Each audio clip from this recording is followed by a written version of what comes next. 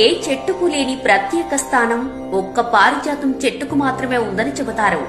ఎందుకంటే పారిజాతం చెట్టును దేవతా వృక్షంగా భావిస్తారు. ఈ పురాతనమైన పారిజాతం చెట్టుకు పురాణ గాథలు అనేకం. పురాణ కథనం ప్రకారం క్షీరసాగర మథనంలో పాల సముద్రం నుండి వచ్చిన వస్తువులలో పారిజాతం చెట్టు ఒకటి. సాధారణంగా క్రింద పడిన పువ్వులను మనం దేవుని పూజకు వినియోగించం. అయితే పారిజాతం దీనికి మినహాయింపు. ఈ చెట్టు నుండి ఎట్టి పరిస్థితిలో పువ్వులను కోయకూడదు. ఇవి రాత్రి సమయాల్లో వికసించి తెల్లవారేసరికి భూమిపై పడి ఉంటాయి. ఇలా రాలిపడిన పువ్వులను చాలా శ్రద్ధతో సేకరించి పూజకు వినియోగిస్తారు. అయితే ఈ పువ్వులను ఎవ్వరు ఇచ్చినా తీసుకోకూడదట. అలా తీసుకుంటే పువ్వులు ఇచ్చిన వారికే పుణ్యం దక్కుతుందని మన పెద్దల నమ్మకం.